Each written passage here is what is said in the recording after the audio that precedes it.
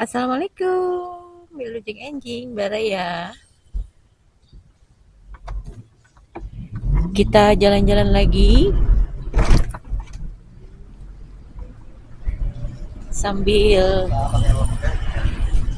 mendengarkan cerita selanjutnya ya. Ya. Pria Naga, bab 6256a sampai 6262a. Jika serangan biasa tidak dapat melukai kita, maka kita akan menggunakan serangan luar biasa. Dia menarik napas dalam-dalam, dan garis keturunan naga emas di dalam dirinya mendidih sepenuhnya pada saat itu. Energi naga emas menyembur dari tubuhnya, mengembun di belakangnya menjadi bayangan naga emas bercakar 5. Wujud hantu itu lebih nyata daripada saat bertarung melawan Ningxi sebelumnya. Dengan mata naga yang tajam dan aura naga yang perkasa, seolah-olah ia akan melepaskan diri dari kehampaan. Pola naga emas pada pedang pembunuh naga berkelap-kelip liar, dan setiap garis pada pedang itu menyala dan meraung. Ini adalah yang terbaik yang bisa dia lakukan. Dia mengerahkan kekuatan garis keturunan naga emas hingga batas maksimal, mencurahkan segalanya ke dalam satu serangan pedang ini. Yunxi, bantu aku menahannya, kata Chen Ping dengan suara berat. Tanpa ragu-ragu, Yunxi memutar pedang hantu di tangannya, dan energi gaib yang menyeramkan itu berubah menjadi rantai hitam tak terhitung jumlahnya yang melilit monster tersebut. Monster itu, yang terikat rantai, mengeluarkan geraman rendah dan dengan sentakan lengannya, memutuskan rantai itu inci demi inci. Namun jeda singkat itu sudah cukup, Chen Ping melakukan gerakan.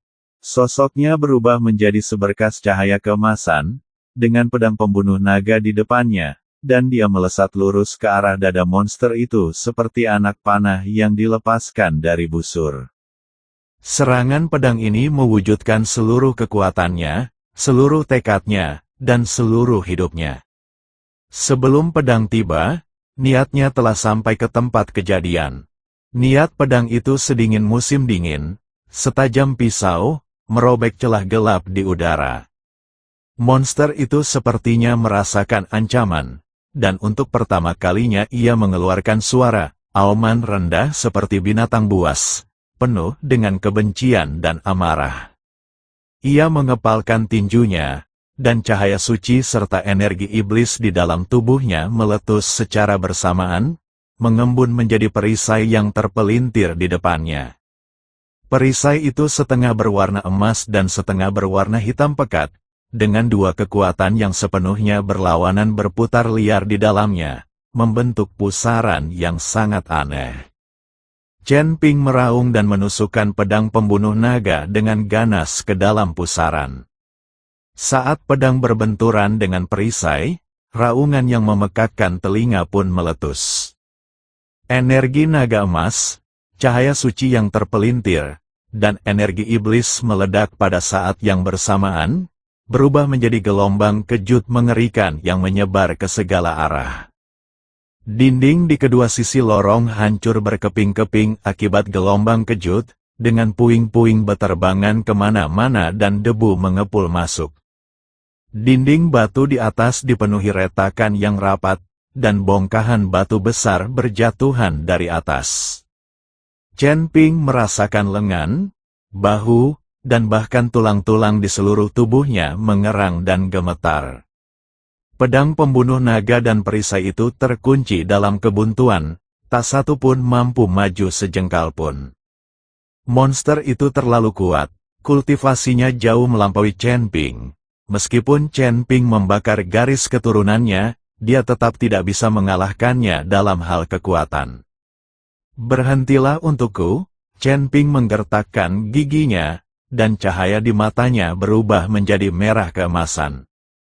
Pada saat ini, garis keturunan naga emas di dalam dirinya menembus batasnya, dan hambatan yang telah lama mengganggunya hancur dalam momen hidup dan mati ini.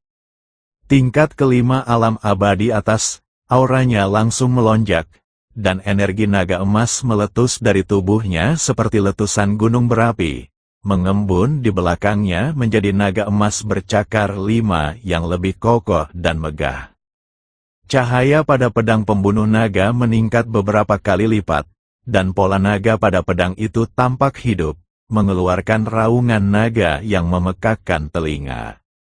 Sebuah retakan muncul pada perisai yang terdistorsi itu. Retakan-retakan itu menyebar dengan cepat, membentuk jaringan padat seperti jaring laba-laba. Chen Ping meraung lagi dan menusukkan pedang pembunuh naga ke depan dengan dorongan yang ganas. Perisai itu hancur berkeping-keping dengan suara keras, dan pedang pembunuh naga, yang tak terbendung, menusuk dengan ganas ke dada monster itu. Monster itu mengeluarkan raungan melengking, suaranya dipenuhi kebencian dan amarah. Darah berwarna emas gelap menyembur dari luka itu, mengandung cahaya suci keemasan dan energi iblis hitam. Kedua kekuatan itu saling tolak-menolak di udara, menghasilkan suara mendesis. Namun monster itu tidak jatuh. Ia mengayunkan lengannya dengan liar dan membantingnya ke arah Chen Ping. Chen Ping tidak sempat menghunus pedang pembunuh naga, jadi dia hanya bisa melonggarkan cengkeramannya pada gagang pedang dan mundur. Namun tinju monster itu terlalu cepat, dan menghantam dadanya. Suara tulang yang retak terdengar jelas. Chen Ping merasa setidaknya 2 tulang dadanya patah. Dia terlempar ke belakang seperti layang-layang dengan tali yang putus, memuntahkan darah. Yunsi terkejut dan langsung menangkap Chen Ping. Benturannya begitu keras sehingga dia terhuyung mundur lebih dari 10 langkah sambil memegang Chen Ping sebelum akhirnya bisa menyeimbangkan diri kembali. Monster itu melirik ke bawah ke arah pedang pembunuh naga yang tertancap di dadanya, mengeluarkan raungan rendah, mengulurkan tangan dan menggenggam pedang itu, lalu menariknya keluar dengan gerakan cepat. Darah berwarna emas gelap kembali menyembur keluar, tetapi monster itu tampaknya tidak merasakan sakit. Ia dengan santai melemparkan pedang pembunuh naga ke tanah dan berbalik berjalan menuju Chen Ping dan Yunsi. Meskipun langkahnya tidak mantap, niat membunuhnya tetap tak berkurang. Setiap langkah yang diambilnya meninggalkan jejak kaki yang dalam di tanah. Tanah di sekitar jejak kaki itu ternoda warna emas gelap oleh darah. Belum mati, Chen Ping menggertakkan giginya. Rasa sakit yang tajam di dadanya membuatnya hampir tidak bisa bernapas. Yunsi menurunkannya, menggenggam pedang hantu dengan erat, dan berdiri di depannya. Aku akan melakukannya. Suaranya tenang, tetapi niat membunuh di matanya sangat intens. Monster itu semakin mendekat. Yunsi menarik napas dalam-dalam, dan energi gaib di sekitarnya melonjak liar pada saat itu. Di belakangnya, sesosok hantu besar muncul samar-samar. Itu adalah seorang wanita yang mengenakan jubah hitam, dengan rambut panjang seperti air terjun, wajah yang kabur, dan memegang pedang hantu yang sama besarnya di tangannya.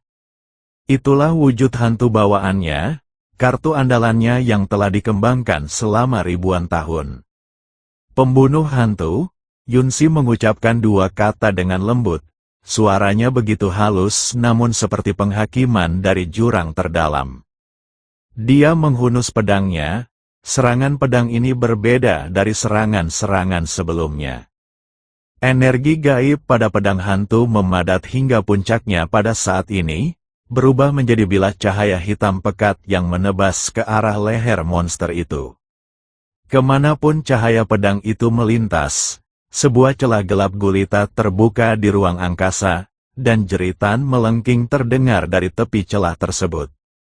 Merasakan ancaman mematikan, monster itu dengan panik menyalurkan cahaya suci dan energi iblis di dalam tubuhnya, mencoba membangun kembali perisainya. Namun, dadanya tertembus oleh pedang pembunuh naga, yang sangat mengurangi kekuatannya, dan perisainya hancur sebelum ia sempat terbentuk. Pisau itu menebas lehernya tanpa perlawanan sama sekali. Suaranya sangat pelan, Namun terdengar jelas, kepala monster itu melayang tinggi ke udara, dan darah berwarna emas gelap menyembur keluar dari leher yang terputus seperti air mancur. Tubuhnya diam selama 3 tarikan napas penuh sebelum jatuh terhempas, menimbulkan kepulan debu. Kepala itu jatuh ke tanah dan berguling beberapa kali.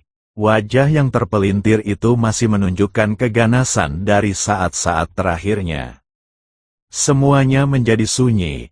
Yunsi menyarungkan pedang hantunya, wajahnya sedikit memucat, dan lapisan tipis keringat muncul di dahinya. Serangan pedang ini hampir menghabiskan sebagian besar kekuatannya.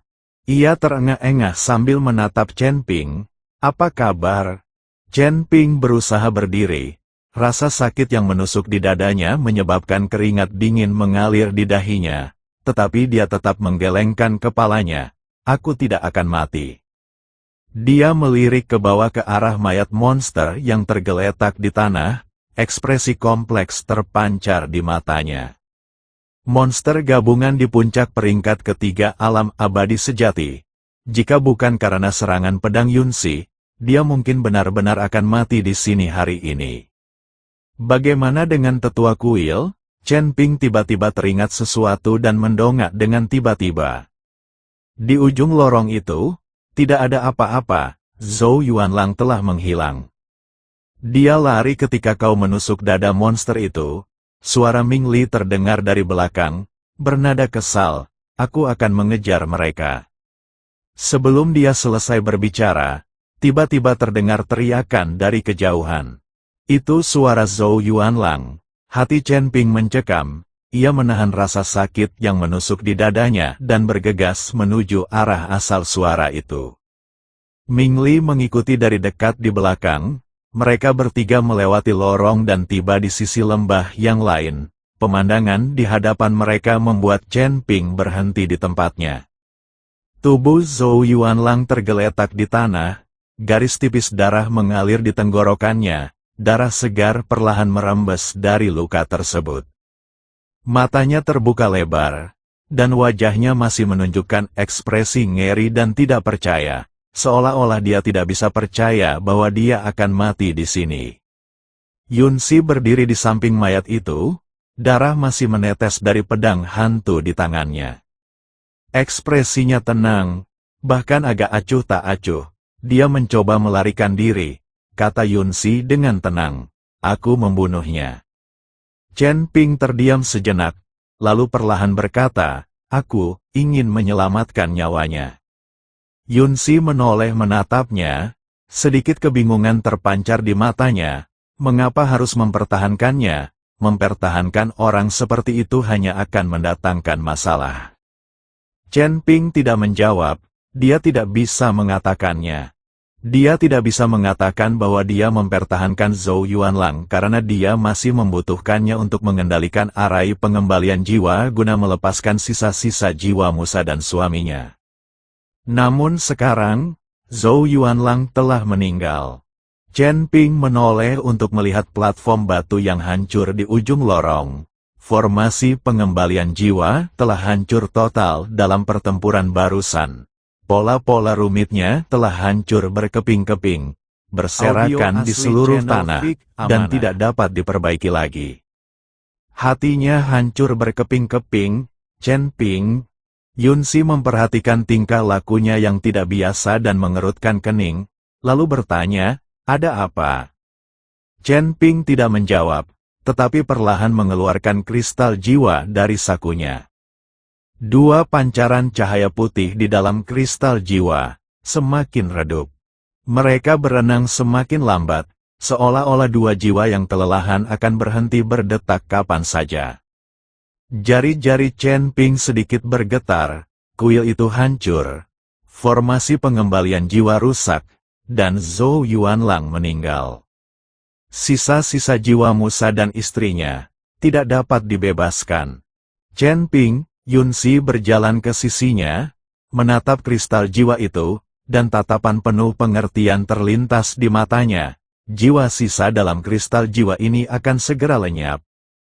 Chen Ping mengangguk, suaranya serak, Susunan pengembalian jiwa di aula ilahi telah hancur, dan Zhou Yuanlang juga telah mati.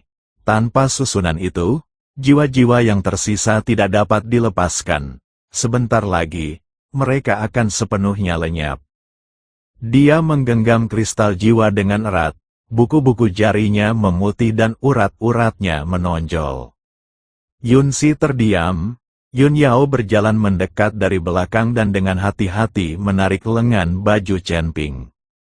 Matanya merah, dan suaranya lembut, namun mengandung kelembutan yang teguh. Tuan Muda Chen, jangan khawatir, aula ilahi telah hancur, tetapi masih ada istana ilahi. Chen Ping menoleh untuk melihatnya. Yun Yao mengerutkan bibir, mengumpulkan keberaniannya, dan melanjutkan, aula ilahi dan istana ilahi sama-sama merupakan cabang dari klan dewa. Aula ilahi memiliki teknik pengembalian jiwa, dan istana ilahi mungkin juga memilikinya. Selain itu, istana ilahi lebih tua dan lebih kuat daripada aula ilahi, dan warisannya lebih lengkap. Jika ada siapapun di dunia ini yang dapat melepaskan jiwa sisa di dalam kristal jiwa, itu pasti istana ilahi. Mata Chen Ping berkedip sedikit. Kata-kata Yun Yao bagaikan seberkas cahaya yang menerangi kegelapan di hatinya. Ya, dan kuil itu, bangsa Protoss tidak terbatas hanya pada kuil. Kuil, tempat suci, dan istana secara kolektif dikenal sebagai tiga cabang utama dari ras ilahi. Kuil itu telah dihancurkan oleh Ningxi, dan tempat suci itu juga telah dihancurkan oleh dia dan Ningxi bersama-sama, tetapi istana itu masih ada. Kuil yang paling misterius, tertua, dan terkuat itu masih ada. Apakah kau tahu di mana istana ilahi berada? Tanya Chen Ping. Yun Yao mengangguk, dan dengan hati-hati mulai berbicara, lokasi istana ilahi sangat tersembunyi. Saya pernah melihat beberapa catatan dalam sebuah gulungan yang menyatakan bahwa istana ilahi tidak berada di alam cahaya suci, tetapi di tempat terpencil lainnya di surga ke-14. Nama dan lokasi tempat itu tidak disebutkan secara eksplisit pada fragmen tersebut, hanya disebutkan secara singkat sebagai alam di balik langit. Dia berhenti sejenak, lalu menambahkan, selain itu, informasi tentang istana ilahi sangat sedikit, dan banyak kultivator di surga ke-14 bahkan tidak percaya bahwa istana ilahi benar-benar ada. Ada yang mengatakan itu hanya legenda yang dibumbui para dewa untuk diri mereka sendiri.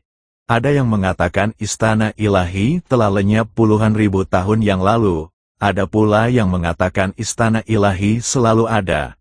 Tetapi para muridnya tidak pernah menunjukkan wajah asli mereka, bertindak dengan sangat hati-hati, dan tidak pernah terlibat dalam konflik apapun di surga ke-14. Chen Ping mengerutkan kening. Bukankah kuil dan tempat suci itu juga merupakan cabang dari para dewa? Mereka bahkan tidak tahu lokasi pasti istana ilahi. Yun Yao menggelengkan kepalanya.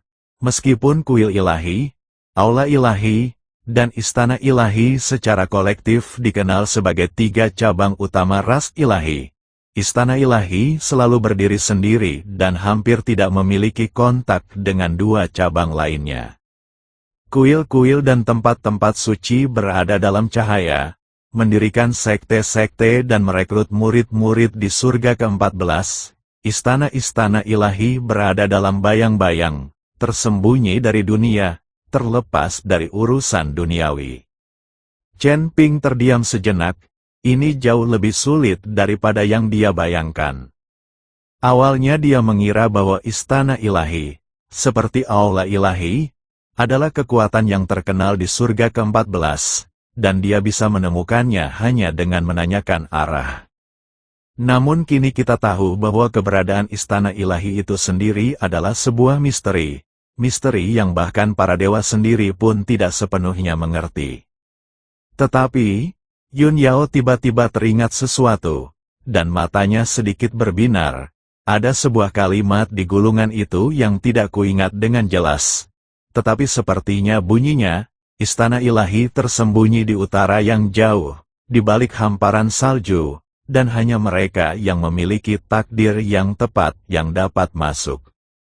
Jika catatan itu benar, istana ilahi seharusnya terletak lebih jauh di utara surga ke-14, lebih jauh dari tempat manapun yang pernah dikunjungi siapapun. Utara yang paling jauh, Chen Ping bergumam berulang kali. Yunsi menyela, ketika aku berada di surga ke-15, aku mendengar seseorang menyebutkan bahwa di ujung paling utara surga ke-14 terdapat hamparan es yang disebut Guiksu, itulah ujung surga ke-14, dan di baliknya adalah kekosongan kacau. Konon, angin kencang yang mampu membekukan jiwa bertiup sepanjang tahun melintasi dataran es itu, dan bahkan kultivator di alam dewa sejati tingkat awal pun tidak berani memasukinya lebih dalam. Jika istana ilahi benar-benar ada di sana.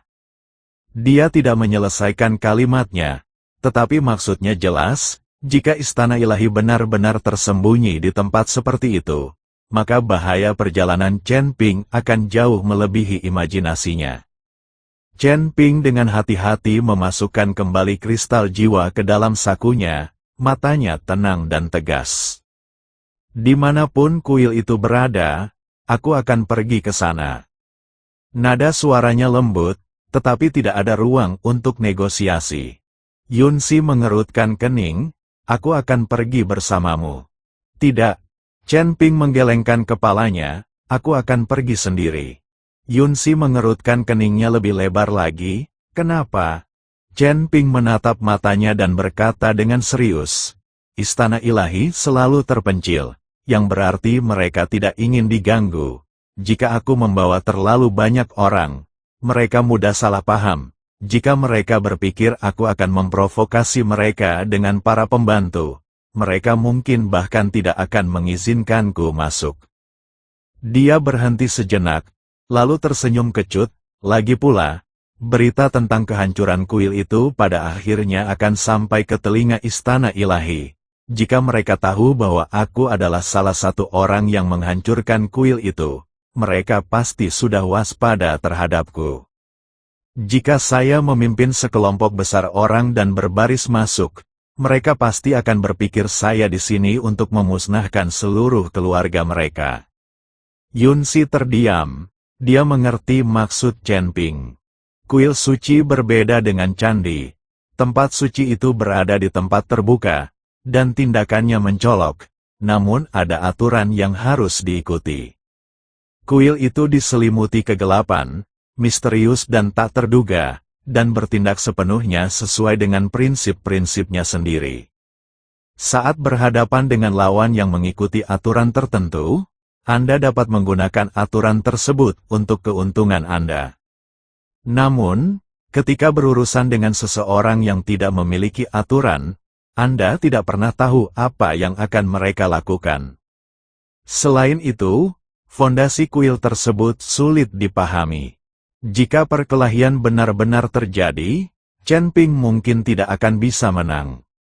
Sekalipun mereka menang, tempat suci itu akan hancur, dan jiwa-jiwa Musa dan istrinya yang tersisa benar-benar tidak akan memiliki harapan selamanya. Audio asli channel VIP Tapi kau Amanah. pergi sendirian? Yunsi masih khawatir. Sebenarnya lebih aman bagiku untuk pergi sendirian. Chen Ping berkata, aku di sini sebagai tamu untuk menemuimu, bukan sebagai musuh untuk menyerangmu. Lagi pula, dengan kekuatanku saat ini, tidak banyak orang di surga ke-14 yang bisa menghentikanku. Itu benar, setelah pertarungannya dengan Ningxi, tingkat kultivasinya menembus peringkat kelima alam abadi atas, dan garis keturunan naga emasnya menjadi semakin kuat. Meskipun tingkat kultivasinya masih berada di alam abadi atas, dia yakin bahwa dia dapat bertarung melawan kultivator peringkat ketiga dari alam abadi sejati. Yunsi menggigit bibirnya dan akhirnya tidak memaksa lebih jauh. Dia tahu Chen Ping benar, tetapi dia tidak bisa menekan kekhawatirannya.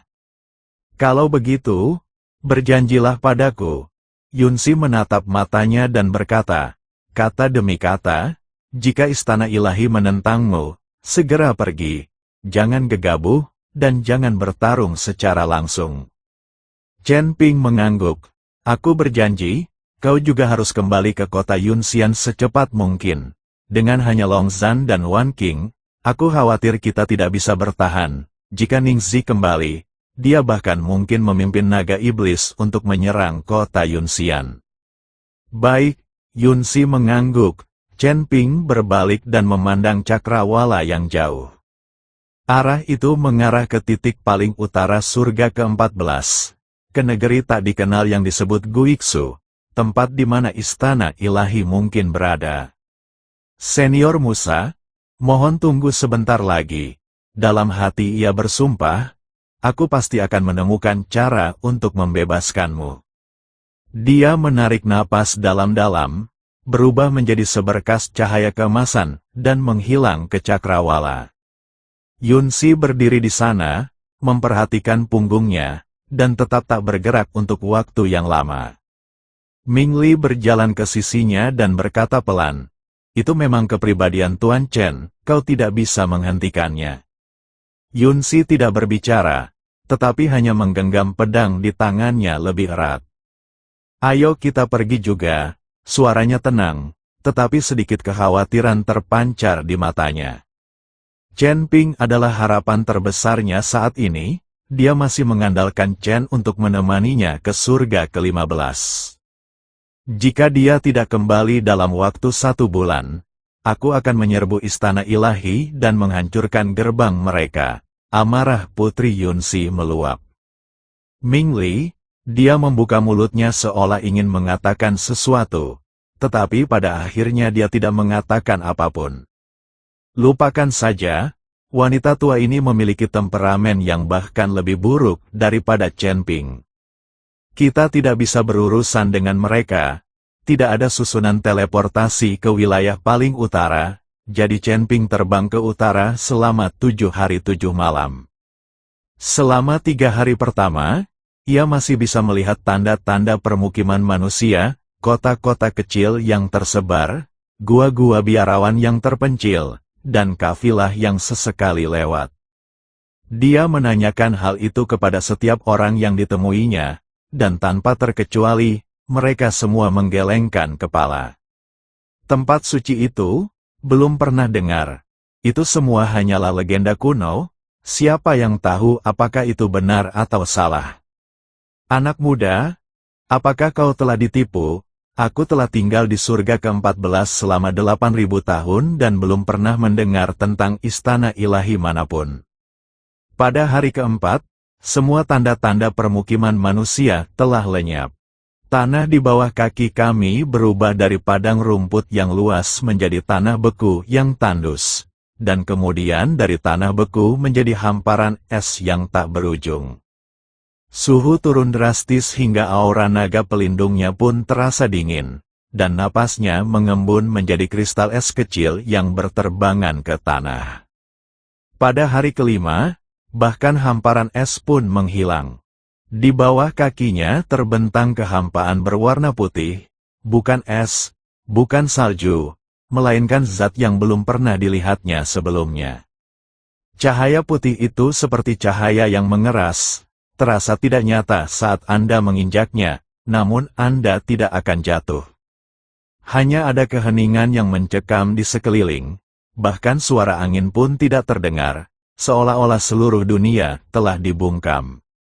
Aurora di langit berubah dari biru kehijauan yang cemerlang menjadi putih pucat yang menyeramkan, seperti nyala api yang sekarat, berkedip-kedip tanpa suara di atas kepala.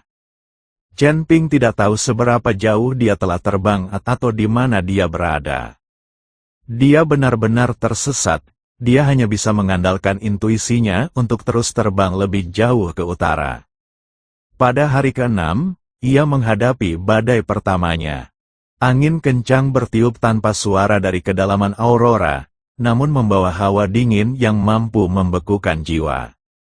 Saat melesat melewati tubuh emas Chen Ping yang tak terkalahkan, sisik emas yang cukup kuat untuk menahan serangan penuh dari dewa sejati tingkat pertama langsung tertutup embun beku halus, embun beku menyebar di sepanjang sisik, menghasilkan suara gemericik yang memekakkan telinga. Jantung Chen Ping berdebar kencang, dan dia mengaktifkan garis darah naga emasnya dengan segenap kekuatannya. Energi naga emas berkobar hebat di tubuhnya, nyaris tak mampu menahan angin kencang. Namun, tingkat konsumsi energi spiritualnya tiba-tiba meningkat 10 kali lipat. Ini adalah angin kencang Guiksu. Chen Ping menggertakkan giginya dan meningkatkan kecepatan terbangnya. Dia tidak tahu berapa banyak lagi badai seperti ini yang akan datang, atau berapa lama dia bisa bertahan. Namun dia tidak bisa berhenti, dan dia juga tidak bisa mundur. Hari ke-7, Chen Ping telah menghabiskan sebagian besar kekuatan spiritualnya, dan aura naga pelindung di sekitarnya lebih redup daripada saat dia berangkat. Bibirnya pecah-pecah, dan alisnya tertutup lapisan embun beku yang tebal. Setiap tarikan napas terasa seperti menelan silet. Dia hampir menyerah. Namun saat itu juga, dia tiba-tiba merasakan sesuatu di depannya. Aura itu sangat samar, begitu samar sehingga hampir tak terlihat, namun kekuatan yang terkandung di dalamnya membuat jantungnya berdebar kencang. Aura itu terasa hidup, semangat Chen Ping bangkit, dan dia menggunakan sisa kekuatannya untuk terbang ke arah itu. Setelah terbang sekitar 2 jam lagi, pemandangan tiba-tiba berubah. Hamparan putih yang luas itu lenyap, digantikan oleh hamparan es biru tua.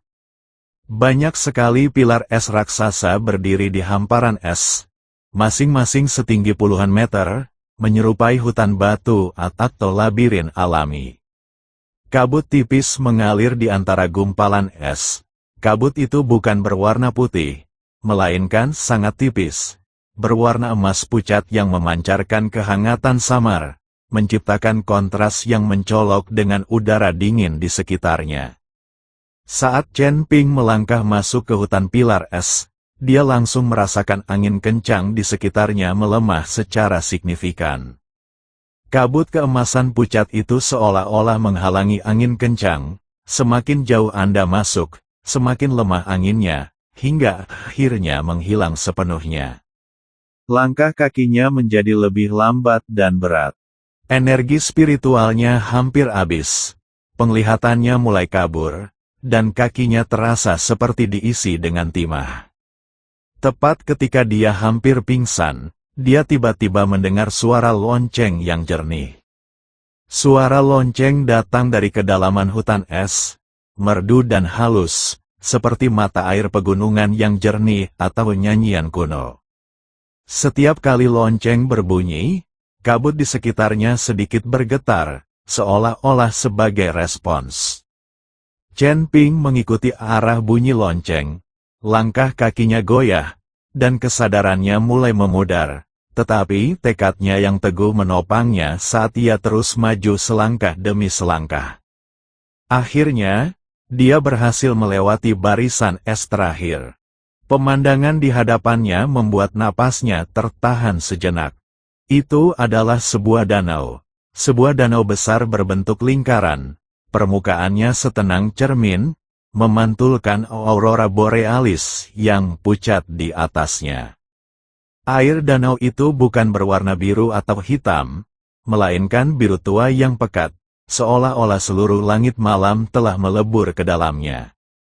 Di tengah danau, terdapat sebuah pulau kecil. Di pulau itu tidak ada istana atau paviliun, hanya ada satu pohon. Pohon itu sangat besar hingga terasa sesak, kanopinya menutupi langit, dan batangnya begitu tebal sehingga bahkan puluhan orang pun tidak dapat mengelilinginya. Daun-daun pohon itu berwarna keemasan, masing-masing seperti matahari kecil, memancarkan cahaya hangat. Kabut keemasan naik dari dedaunan pohon ini. Chen Ping menatap kosong ke arah pohon itu. Perasaan aneh tiba-tiba muncul di dalam dirinya. Dia merasa bahwa pohon itu hidup. Bukan berarti tumbuhan itu juga makhluk hidup. Tetapi pohon ini memiliki kesadaran, jiwa, dan kebijaksanaan kuno yang melampaui segala sesuatu. Anda telah tiba, tiba-tiba terdengar suara dari belakangnya. Suaranya sangat lembut dan halus, seperti angin musim semi yang menyapu danau, atau seperti cahaya bulan yang jatuh di hamparan salju. Suaranya terdengar tenang secara alami, namun juga memiliki kehangatan yang anehnya menenangkan. Chen Ping tiba-tiba berbalik, seorang wanita berdiri 3 langkah di belakangnya, mengamatinya dengan tenang. Dia mengenakan gaun putih sederhana, yang ujungnya menjuntai di atas es, menyatu sempurna dengan salju dan es di sekitarnya. Rambut panjangnya hitam pekat seperti tinta, hanya diikat sanggul dan disematkan dengan jepit rambut giok putih, dengan beberapa helai rambut terurai di samping telinganya dan sedikit bergoyang tertiup angin dingin. Wajahnya, Chen Ping sejenak tak bisa menemukan kata-kata yang tepat untuk menggambarkannya. Dia bukanlah tipe wanita cantik yang bisa menggulingkan kerajaan, dan dia juga tidak memiliki pesona yang gaib dan luar biasa. Wajahnya lembut dan menyendiri, alisnya seperti pegunungan di kejauhan, matanya seperti bintang yang dingin, dan bibirnya sedikit mengerucut, membawa kesan ketidakpedulian yang halus.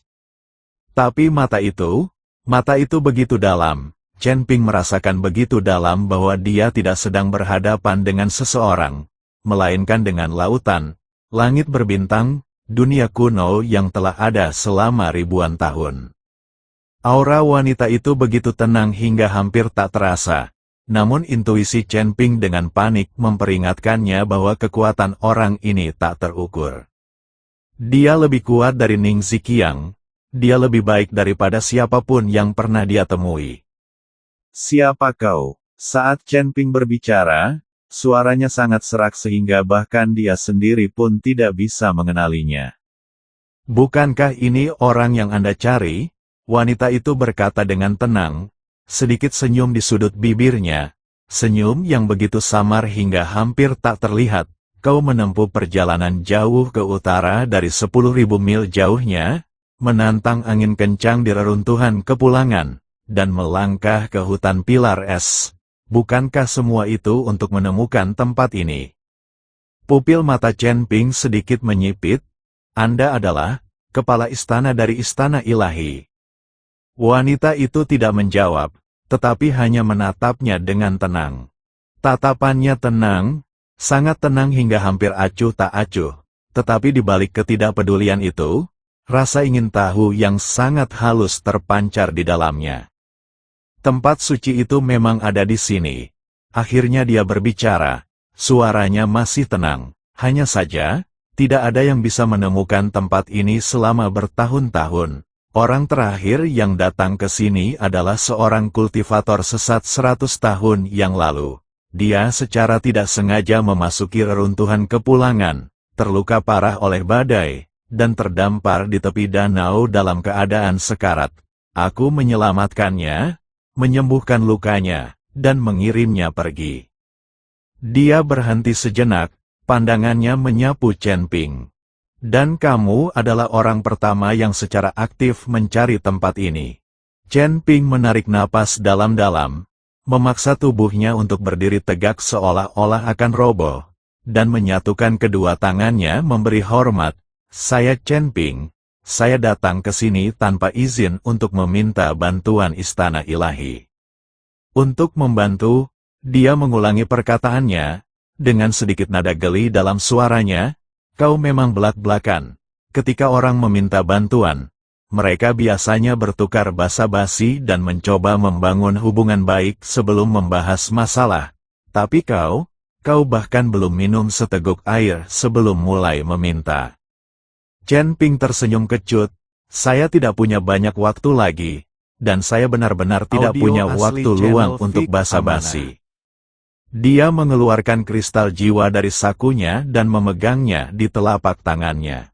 Dua pancaran cahaya putih di dalam kristal jiwa telah meredup hingga tingkat ekstrim, seperti lilin yang berkedip-kedip tertiup angin, siap padam kapan saja. Kristal jiwa ini berisi 2 jiwa sisa.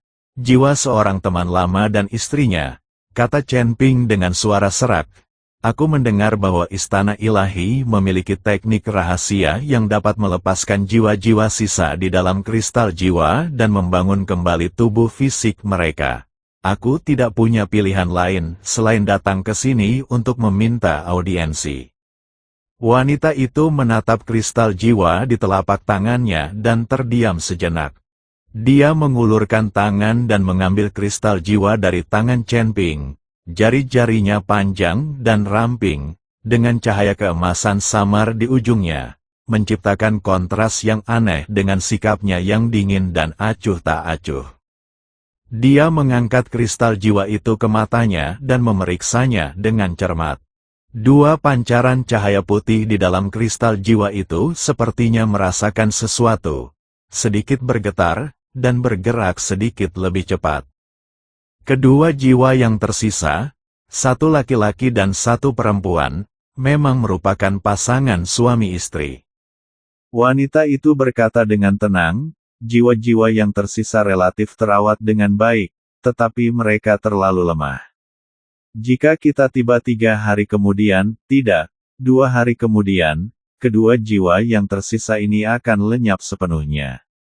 Jantung Chen Ping tiba-tiba berdebar kencang. Bisakah dia diselamatkan? Wanita itu tidak langsung menjawab, tatapannya beralih dari kristal jiwa ke wajah Chen Ping. Sesuatu bergeser secara halus di dalam mata yang dalam itu. Ada pengamatan yang cermat, pertimbangan, dan sedikit nuansa emosi yang tak terlukiskan. Ini bisa diselamatkan, katanya akhirnya, tapi apa yang akan kau berikan sebagai gantinya? Chen Ping terkejut. Wanita itu mengembalikan kristal jiwa kepadanya, berdiri di tepi danau dengan tangan di belakang punggungnya, dan memandang pohon kuno berwarna emas yang besar di tengah danau. Tidak ada yang namanya makan siang gratis. Jika Anda meminta saya untuk menyelamatkan seseorang, saya harus membayar Anda.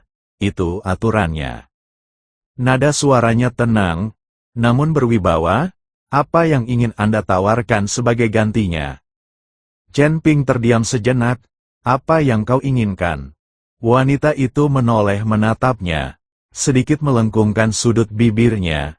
Senyumnya tampak lebih tulus dari sebelumnya, namun juga lebih misterius. Apa yang kamu kenakan? Tanya wanita itu. Chen Ping terdiam sejenak, lalu mulai memeriksa barang-barang miliknya. Dia menggeledah ruang penyimpanan, mengeluarkan setiap barang satu persatu. Batu spiritual, pil, buku panduan kultivasi, slip giok, beberapa artefak sihir berkualitas baik, beberapa bahan pemurnian, segala macam barang berserakan di tanah. Kemudian, Chen Ping menatap kilin api yang sedang tidur, tetapi tidak mengeluarkannya. Jika kilin api tahu bahwa Chen Ping berniat menggunakannya sebagai alat tawar-menawar, kemungkinan besar ia akan marah. Wanita itu meliriknya dan menggelengkan kepalanya perlahan. Istana ilahi tidak kekurangan benda-benda ini. Chen Ping mengerutkan kening. Dia benar-benar tidak memiliki sesuatu yang layak disebutkan. Di tempat seperti surga ke-14, seluruh kekayaannya mungkin bahkan tidak sebanding dengan kekayaan seorang kultivator liar biasa. Apa yang kau inginkan? Tanyanya. Wanita itu tidak menjawab, tetapi malah perlahan berjalan mengelilingi Chen Ping. Pandangannya menyapu seluruh tubuhnya. Tatapan itu membuat Chen Ping merasa seolah-olah ia telah terbongkar, seolah-olah ia tidak memiliki rahasia di hadapan mata itu. Garis keturunan naga emas, gumamnya pelan, seolah berbicara pada dirinya sendiri, atau lebih tepatnya, garis keturunan kerajaan, menarik. Dia berhenti dan berdiri di depan Chen Ping, menatap langsung ke matanya. Aku menginginkanmu, Chen Ping. Dia ragu apakah dia telah mendengar dengan benar. Apa? Wanita itu berkata dengan tenang. Aku akan membawamu. Kau akan tinggal di istana ilahi dan melakukan 3 hal untukku. Sebagai imbalannya, aku akan membantumu membebaskan dua jiwa yang tersisa ini dan membangun kembali tubuh fisik mereka.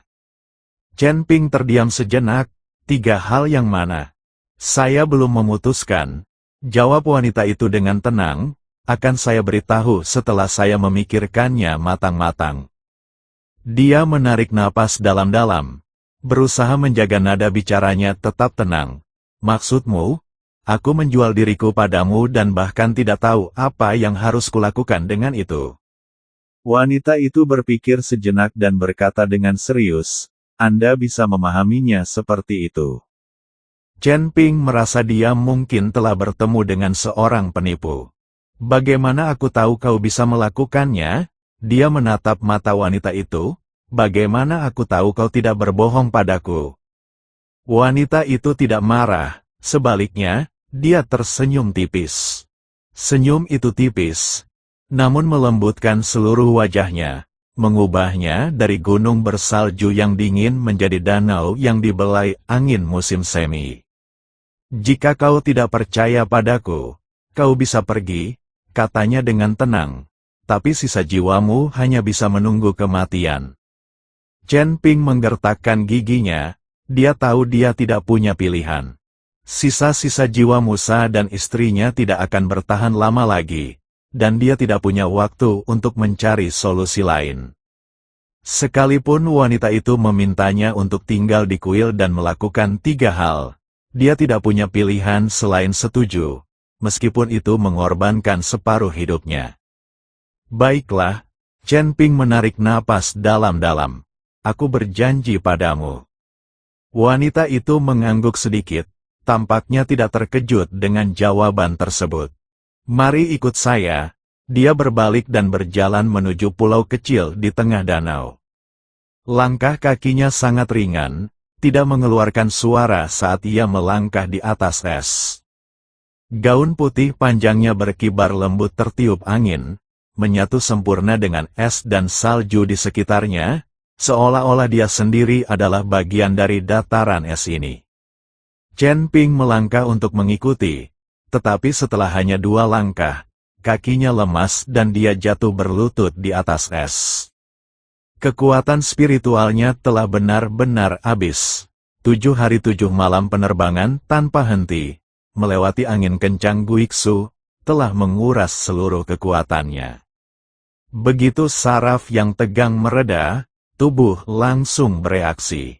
Wanita itu berhenti dan menoleh ke belakang menatapnya. Tatapan itu mengandung sedikit rasa tak berdaya, dan sentuhan kelembutan hati yang bahkan tidak ia sadari sendiri. Dia membisikkan 2 kata, berjalan kembali, membungkuk dan meletakkan lengan Chen Ping di bahunya, membantunya berdiri. Tubuhnya sangat dingin, hawa dinginnya terasa menembus pakaiannya. Namun gerakannya sangat ringan dan mantap, seolah-olah dia sedang membantu seorang anak yang terjatuh secara tidak sengaja. Chen Ping mencoba mendorongnya menjauh, tetapi tubuhnya benar-benar di luar kendalinya. Jangan bergerak, suara wanita itu tetap tenang, namun mengandung otoritas yang tak terbantahkan. Bergerak lagi dan aku akan melemparkanmu ke danau. Chen Ping, ia dengan bijak menahan diri untuk tidak bergerak. Wanita itu membantunya naik ke danau. Anehnya, permukaan es yang tampak rapuh itu tetap diam sepenuhnya saat diinjak, tanpa retakan sedikit pun. Di bawah lapisan es, air danau berwarna biru tua itu tak berdasar, dan samar-samar terlihat sesuatu berenang perlahan di kedalaman. Pulau di tengah danau itu tampak dekat, tetapi ternyata jaraknya cukup jauh untuk berjalan kaki ke sana. Kesadaran Chen Ping semakin kabur, dan pemandangan di hadapannya mulai terdistorsi. Ia hanya bisa merasakan sosok yang menyendiri di sampingnya dan aroma samar dan lembut yang terpancar darinya, seperti bunga plum di musim dingin. "Siapa namamu?" tanyanya dengan napas terakhirnya. Wanita itu terdiam sejenak. Jiang Suelan, suaranya begitu lembut sehingga hampir tenggelam oleh angin. Chen Ping ingin mengatakan sesuatu, tetapi kesadarannya benar-benar tenggelam dalam kegelapan pada saat itu. Tubuhnya lemas, dan dia bersandar berat di bahu Jiang Suelan. Jiang Suelan menatap pemuda yang bersandar di bahunya dan sedikit mengerutkan kening. "Kau sungguh berani," gumamnya pelan, "kau berani bersandar padaku saat pertama kali kita bertemu." Dia tidak mendorongnya menjauh, dia hanya menyesuaikan posisinya agar pria itu merasa lebih nyaman.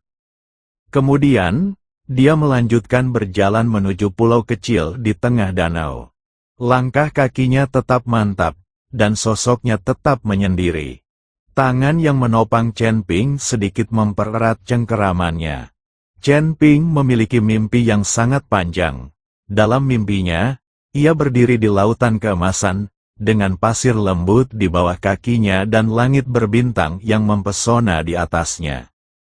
Daun-daun keemasan yang tak terhitung jumlahnya mengapung di laut, masing-masing berkilauan samar, seperti bintang yang jatuh ke bumi. Dia menunduk dan mendapati bahwa yang terpantul di air laut bukanlah wajahnya, melainkan wajah yang aneh.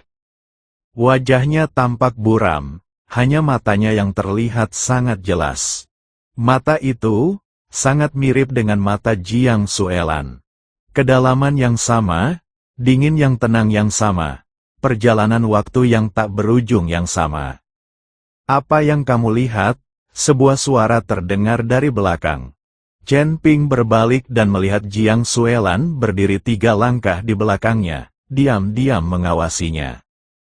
Gaun putihnya tampak lebih hangat di bawah cahaya keemasan, tidak lagi terlihat angkuh dan jauh, melainkan lebih membumi dan mudah didekati.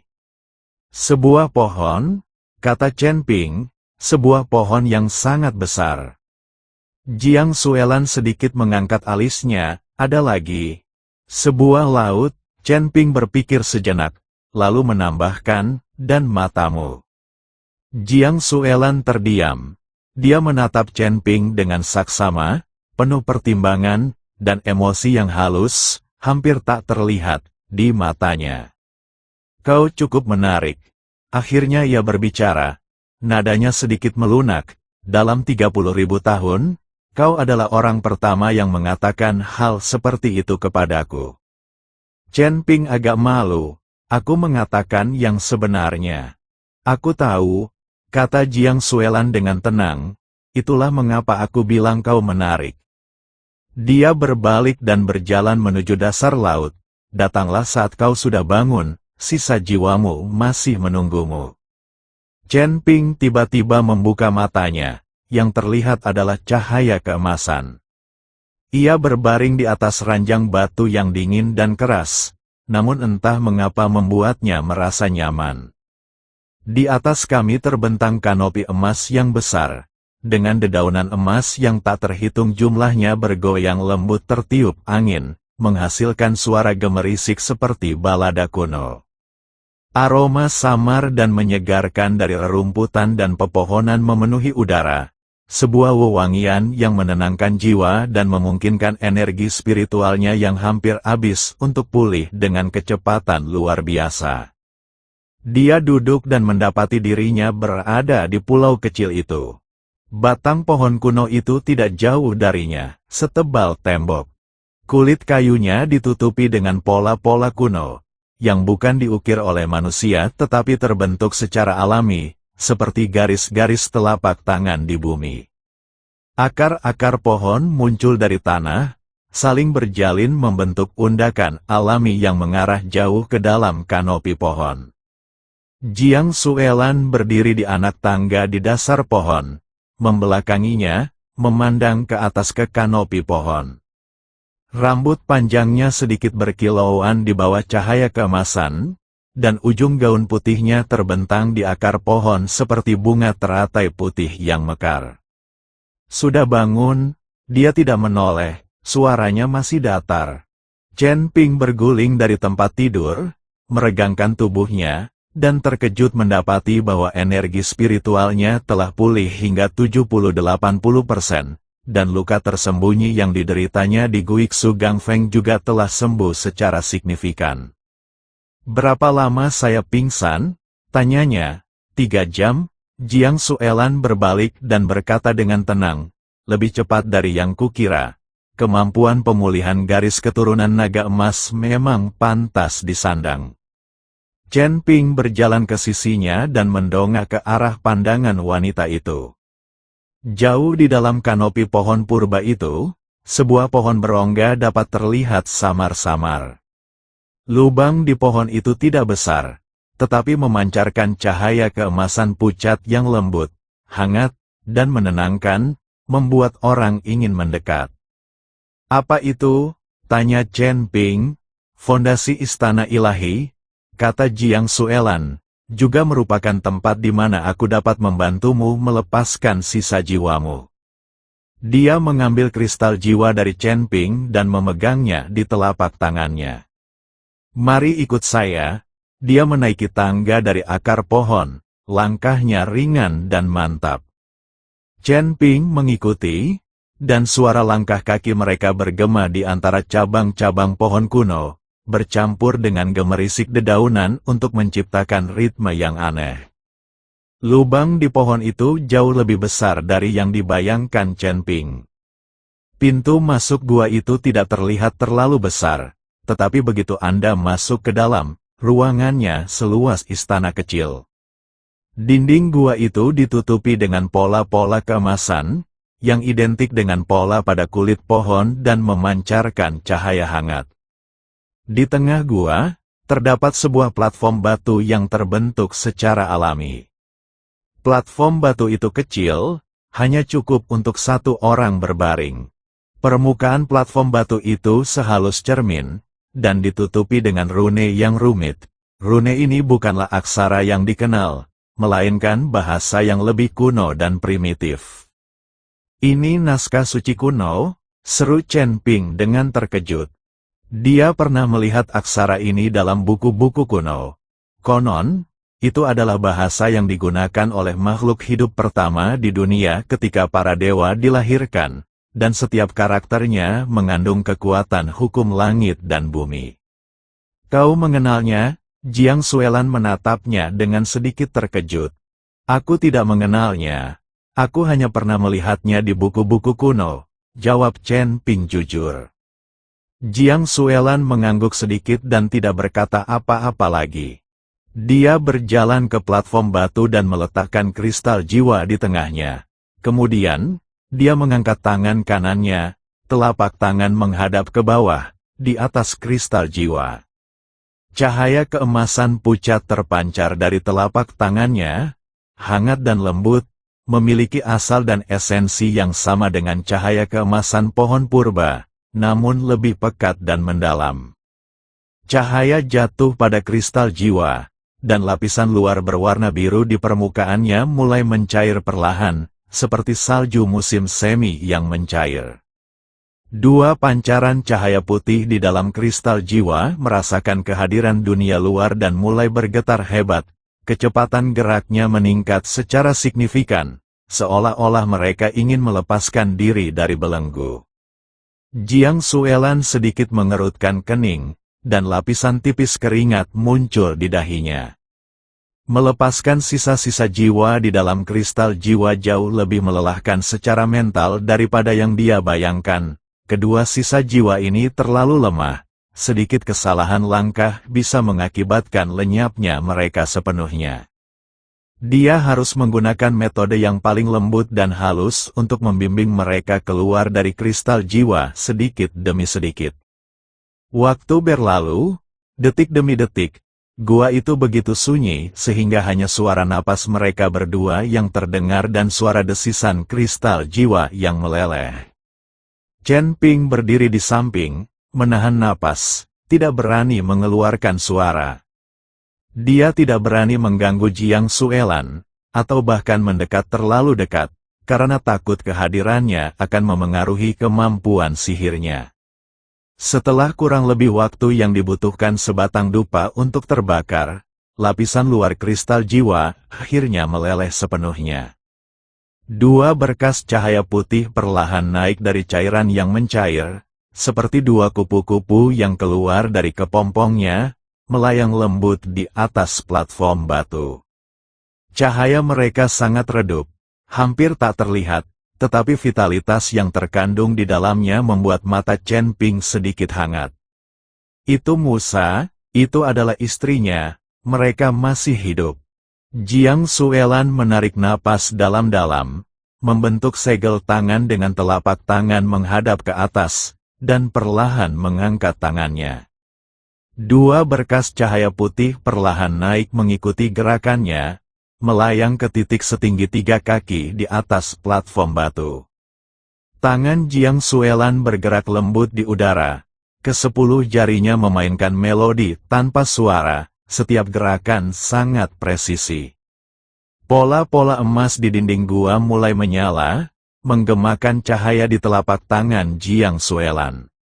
Ukiran rune kuno terlepas dari dinding gua, berubah menjadi simbol-simbol emas yang berputar dan menari di kehampaan sebelum akhirnya menyatu menjadi 2 pancaran cahaya putih. Dengan setiap simbol yang ditambahkan, kedua pancaran cahaya putih itu semakin mengeras, dan intensitas cahayanya pun semakin meningkat. Chen Ping dapat dengan jelas merasakan bahwa sisa-sisa jiwa Musa dan istrinya semakin menjadi utuh dan kuat. Proses ini berlangsung selama 1 jam penuh. Setelah simbol emas terakhir menyatu dengan sisa jiwa, kedua pancaran cahaya putih akhirnya stabil sepenuhnya. Mereka perlahan berputar di atas platform batu. Cahayanya hangat dan damai, seperti 2 matahari kecil. Jiang Suelan berhenti, mundur selangkah, dan wajahnya sedikit memucat. Sisa jiwa telah dibebaskan dan distabilkan. Suaranya terdengar lelah. Selanjutnya, kita perlu membangun kembali tubuh fisik mereka. Proses ini akan memakan waktu lebih lama, setidaknya 7 hari. Dan dia berhenti sejenak, menatap Chen Ping. Membangun kembali tubuh fisik membutuhkan sejumlah besar energi kehidupan sebagai bahan mentah. Kekuatan spiritualku dapat mendukung sebagian, tetapi itu jauh dari cukup. Bagian lainnya perlu disediakan olehmu. Chen Ping tidak ragu-ragu. Berapa banyak yang Anda butuhkan? Jiang Suelan menatap mata pria itu yang tak berkedip dan terdiam sejenak. Apakah kamu tidak akan bertanya bagaimana pemberian energi kehidupan memengaruhi dirimu? Tidak perlu bertanya, Chen Ping menggelengkan kepalanya. Aku rela membayar berapapun harganya untuk menyelamatkan mereka. Jiang Suelan menatapnya dengan tenang, ekspresinya agak rumit. Kau, gumamnya, tetapi tidak menyelesaikan kalimatnya. Dia berbalik dan menghadap platform batu itu lagi. Mari kita mulai, ulurkan tanganmu. Chen Ping mengulurkan tangan kanannya. Jiang Suelan menggenggam pergelangan tangannya dan dengan lembut menekan ujung jarinya ke denyut nadinya. Tangannya dingin, tetapi kekuatan aneh mengalir di ujung jarinya. Kekuatan itu mengalir ke tubuhnya melalui meridian di pergelangan tangannya, berputar di sekitar dantiannya, lalu kembali melalui jalur yang sama. Garis keturunan naga emas memang luar biasa. Dia melepaskan cengkeramannya dan berkata dengan tenang, vitalitasmu setidaknya 10 kali lebih kuat daripada kultivator pada level yang sama. Denganmu di sini, kedua tubuh ini seharusnya baik-baik saja. Dia mengeluarkan 2 biji emas dari lengan bajunya. Biji-biji itu hanya sebesar kacang kedelai, tetapi memancarkan aura yang sama dengan aura pohon purba tersebut. Inilah benih pohon kehidupan, dan kunci untuk membentuk kembali tubuh fisik. Dia meletakkan biji-biji itu di atas platform batu. 1 di sebelah kiri dan 1 di sebelah kanan, di bawah 2 pancaran cahaya putih. Biji-biji pohon kehidupan akan menyerap kekuatan kehidupan dan secara bertahap tumbuh menjadi tubuh berbentuk manusia. Setelah tubuh terbentuk sempurna, sisa jiwa akan secara otomatis menyatu ke dalamnya, menyelesaikan kelahiran kembali. Dia menatap Chen Ping. Proses ini akan berlangsung selama 7 hari 7 malam tanpa gangguan. Kamu perlu terus menyuntikkan energi kehidupan ke dalam benih sampai tubuh fisiknya terbentuk sepenuhnya. Chen Ping mengangguk. Saya mengerti. Dia duduk bersila di depan platform batu, meletakkan kedua tangannya di atas 2 biji.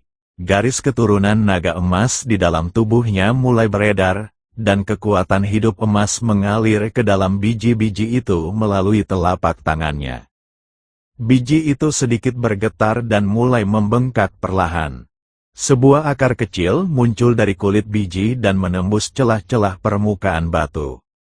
Kemudian, lebih banyak akar muncul, menyebar keluar seperti jaring laba-laba.